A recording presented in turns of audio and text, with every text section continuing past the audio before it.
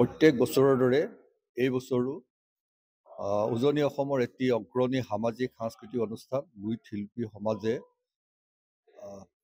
ৰূপ কোঁৱৰ জ্যোতিপ্ৰসাদৰ ৭৭ সংখ্যক বাৰ্ষিক আজি যিটো মৃত্যু বাৰ্ষিকী আমি লুইত শিল্পী সমাজত এইবাৰো অনুষ্ঠিত কৰিলোঁ।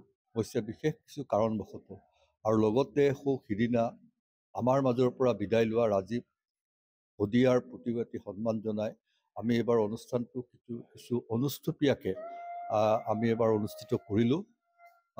প্ৰথমে আমি আমাৰ লুইত শিল্পী সমাজৰ চৌহদতে থকা জ্যোতিপ্ৰসাদ আগৰৱালাৰ আবক্ষ মূৰ্তিত বন্তি প্ৰজ্বলনেৰে আমি আজিৰ এই কাৰ্যসূচী আমি আৰম্ভ কৰোঁ।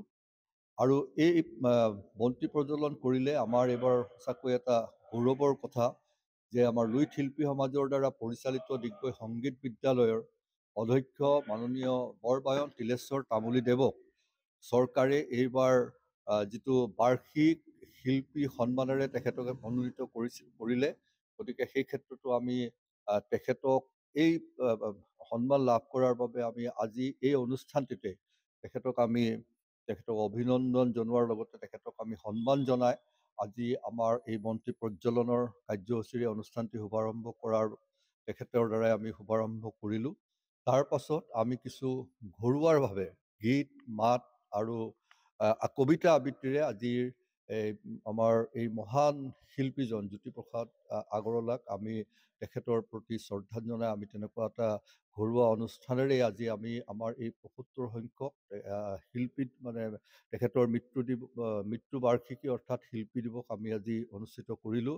অৱশ্যে আমাৰ এই অনুষ্ঠান আৰম্ভ কৰাৰ আগতেই সিদিনা আমাৰ মাজৰ পৰা চিৰ বিদায় লোৱা ৰাজীৱ শদিয়াৰ তেখেতৰ প্ৰতি আমি শ্ৰদ্ধাঞ্জলি জনাই ভগৱন্তৰ ওচৰত কিছু সময় আমি মৌন প্ৰাৰ্থনা কৰোঁ আৰু লগতে তেখেতৰ শোকসন্তপ্ত পৰিয়ালবৰ্গলৈ আমি লুইত শিল্পী সমাজৰ সকলোৰে হয় শোকসন্তপ্ত পৰিয়াললৈ গভীৰ সমবেদনা জ্ঞাপন কৰোঁ।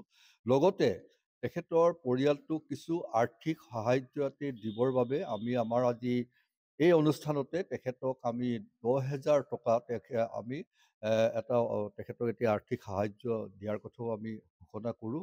গতিকে এনেধৰণেই আজি আমি ৰূপ কোঁৱৰ জ্যোতিপ্ৰসাদ আগৰৱালাদেৱৰ এই ৭৫ সংখ্যক বাৰ্ষিক মৃত্যু দিৱসটি শিল্পী দিৱস হিচাপে আজিও আমি এই লুইত শিল্পী সমাজে আমি উদযাপন কৰোঁ। ধন্যবাদ।